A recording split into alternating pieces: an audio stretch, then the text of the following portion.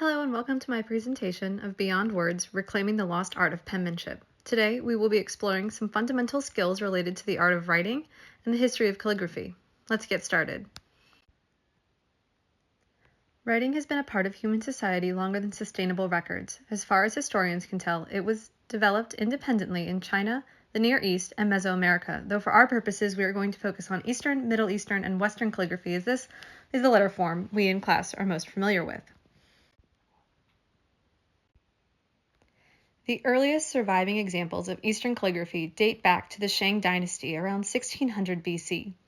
Their letters were derived from observing the environment. Take a look at these images. On the left, we see the oldest letters used to record predictions for the emperor. See how the shapes, like the horse, are visually representative of the objects these words relate to. Though this shape ma may stand for horse, mother, hemp, or scold based on the verbal tones, the character remains the same. Over the generations, the characters have been standardized, as you can see on the right, but are still very similar. Can you see how the present-day shapes can still mimic the words they represent? Observing is the first lesson we can take away from Eastern calligraphy. The second is that the art of letter writing is performative. The motion of creating each character is expressive, and ancient cultures revered the art of writing. Take a look at this image. See anything strange? Showcasing talent for creating letters was a pastime, one we in Western culture rarely engage in appreciating. So why is this important? In our fast-paced world, we rarely allow ourselves to intentionally watch, but apprenticeship and copying have always been essential to developing ideas and spatial understanding. What does space have to do with anything? Have you ever had to make a banner, maybe a yard sale or birthday party? Did it turn out somewhat like this? By observing, we become familiar with recognizing space, and our brain scales the idea we want to put on paper so our hands can execute the design. Where are the best places to watch people write? YouTube, Instagram, and TikTok are great quick video options to watch. My preference is Pinterest, as it provides a great overview of different options, though inspiration can be anywhere if you take a moment to think about how it was made. In the Middle East, a different type of writing was taking hold. Around the 7th century, faithful followers were using Kufic to transcribe their religious texts. The characters were repeatedly written in more decorative ways to beautify the Word of God and spread wonder. This increasingly more artistic form of calligraphy was used to both communicate language, like this Quran, or visual ideas, like this elephant. Let's take a closer look at this image. Try and unravel the shapes in your mind. Is it hard? Does this kind of hurt to look at? There have been tons of studies done to try and identify how our brains differentiate words from shapes. To put this in an English context, let's try this game. In a moment, I'm going to show you some words and colors. The slides will transition faster and faster. Try and say what the color is out loud. Do not read the words. Rather, say the color of the words. For example, if the word blue is printed in a red color, you should say red. Here we go.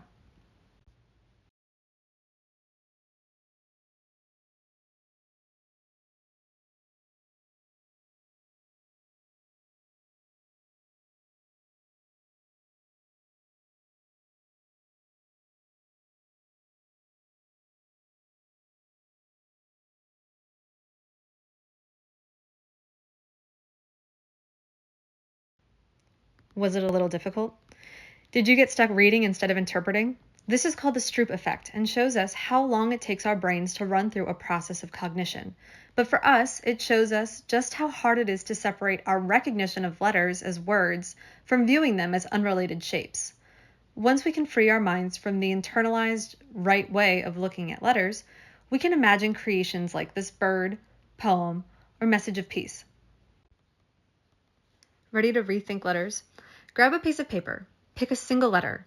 I'm going to play with the letter A. Write it. Write it as many ways as you can think.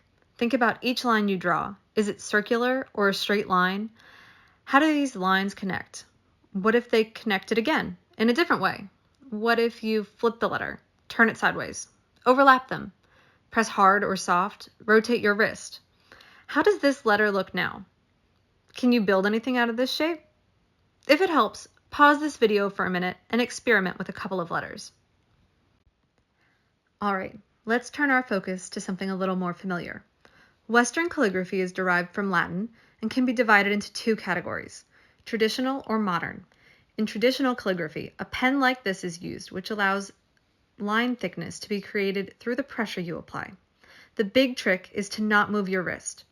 Hold a pen at a 45-degree angle and press lightly when you move your hand up, and press on the paper more as you draw down. Seems pretty simple, but repeating the pattern takes some practice, and when using ink, you only have one chance to make it right. Doesn't that make some of these examples pretty remarkable to think about writing? The best way to practice is by drawing wavy lines like this over and over until you get used to the feeling. Remember, you want thin lines on the upstrokes and thick lines on the downstrokes. Pause the video if you want and give it a shot. If you're using a pencil, see if you can scribble your pen tip to look like this, so when you write, it gives you that nice flowing, thin, thick line. Traditional calligraphy tends to be more structured, with well-defined steps to ensure consistent strokes, angles, line width, and spacing. When it was popular, there were no typewriters, printers, or digital tools to record words. It was important to ensure legibility and quality of text, as they were manually written by hand. If you're of a mindset that excels at perfecting motions that, when done in a sequence and repeated, enhance the quality of your work, you may want to explore traditional calligraphy more. I've added some links to the comments of this video if you want to dig a little deeper. Modern calligraphy, however, is far more stylistic and has been used in many more ways for graphic design, painting, menus, invitations, and signs. The tools to make these shapes are far more diverse too, but the general idea is to create smooth transitions from thin to thick lines, and the best way to do so is to roll your wrist a little as you hold the pen straight up and down for the thin lines and return to a 45-degree angle for the thick lines. The best way to get used to this is through watching and practicing. I've included links to some additional resources that will help demonstrate different techniques and offer more inspiration for anyone who has a few extra minutes. Now you may be wondering, why do I need to know how to write fancy letters? Everyone may have an extremely digital life, but we all need to sign our names. Did you know some calligraphers make a living creating unique signatures for other people? Well, congratulations, you now have the knowledge to create your own. Let's start by considering your name. Think about each letter. Which are your favorite? Do you write any of them in a way that is particularly appealing to you? Are there any shapes you like or letters you hate in your name that you want to downplay? Don't know where to start? Look up some interesting ways to write your favorite letters in your name and start sketching some ideas. Once you have a pattern you like, try stringing the motions together. Take it slow. Remember that calligraphy is smooth and performative, so exaggerate your strokes slowly and repeat until you can do it more quickly. All right, I'll leave you to consider letters. I hope this presentation has taken you beyond words and given you a new appreciation for the letters we encounter every day. Thank you for listening.